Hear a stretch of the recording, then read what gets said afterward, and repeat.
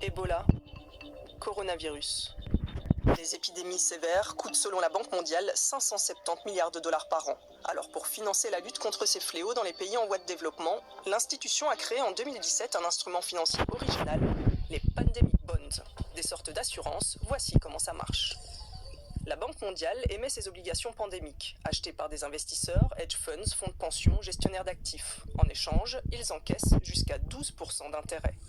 Intérêt versé par des pays donateurs. Durée de ces obligations, 3 ans. Elles arriveront à échéance le 15 juillet 2020. S'il n'y a pas de pandémie d'ici là, les investisseurs touchent les intérêts et récupèrent en plus leur mise de départ. S'il y a une pandémie, le versement des intérêts est stoppé et l'investisseur perd sa mise de départ qui sera reversée en partie aux pays qui en font la demande. Pour ce professeur de finance, ces pandemic bonds sont un outil intéressant. Si vous y réfléchissez, c'est un système bien pensé, parce que l'alternative serait que les pays donateurs financent eux-mêmes les besoins des États touchés, disons avec 300 millions. Au lieu de ça, ce sont des investisseurs qui fournissent ces 300 millions, parce qu'ils touchent des intérêts payés par les pays donateurs. Donc ceux-ci payent bien moins que s'ils versaient directement l'argent. Jusqu'ici, le système profite aussi, voire surtout, aux investisseurs. Ils ont d'ores et déjà touché une centaine de millions de dollars d'argent public sous forme d'intérêts. Leur mise de départ, par contre, n'a pas été entamée. Malgré plusieurs crises épidémiques, notamment d'Ebola, jamais aucun centime de ces pandemic bonds n'a été débloqué. Pourquoi ? Parce que le diable se cache dans les détails de ces 386 pages de clauses complexes. Si vous passez en revue des critères du prospectus de ces obligations, vous savez, c'est une zone grise. Les virus concernés, le nombre de décès, la vitesse d'évolution, le début de la pandémie. Ce sera donc très difficile de voir réellement ces obligations liquidées. Une économiste qui a travaillé pendant 30 ans pour la Banque mondiale accuse dans la prestigieuse revue Nature, pour Ebola, cet outil financier a été conçu pour échouer. D'autres critiques, tout aussi cinglantes, par d'autres économistes dans un journal scientifique de renom. En tant que tel, dans son format actuel, le système semble favoriser les investisseurs du secteur privé au détriment de la sécurité de la santé mondiale.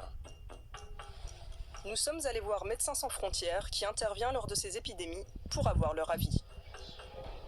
Les critères pour débloquer ces assurances seraient des critères qui ne seraient pas bons pour Médecins sans frontières. Donc il faut attendre que la crise ait duré pendant plus de 80 jours, qu'elle soit internationale. Donc les fonds sont débloqués de façon tardive par rapport au début d'une urgence. Ce sont des critères qui nous feraient prendre trop de risques lorsqu'on démarre une réponse à une urgence. Même ce partisan des pandemic bonds pense qu'elles ont quelques défauts. Les fonds ne sont versés qu'après l'éclatement de la crise, pas avant. Idéalement, il faudrait un instrument qui protège les pays et les aide à prévenir les pandémies plutôt que de les aider à payer pour les dégâts quand les personnes commencent à mourir. L'actuelle pandémie, 6 513 morts, 169 387 personnes infectées dans 124 pays du monde. Le coronavirus vient éprouver ses obligations juste avant que le capital ne soit reversé aux investisseurs le 15 juillet prochain. Ce que cet instrument financier montre, c'est que déjà en 2017, il y avait des spécialistes qui ont établi qu'une épidémie de coronavirus était probable. Donc, premièrement, ils avaient connaissance du virus, et deuxièmement, ils ont considéré déjà à ce moment-là qu'une épidémie était probable. Ce qui est aussi surprenant, c'est que ces obligations arriveront à maturité en juillet 2020. C'est comme si quelqu'un avait eu une fabuleuse vision en émettant ces outils financiers. Ces obligations pandémiques pourraient être libérées aux alentours du 23 mars. Peut-être, en partie, pour la première fois de leur existence.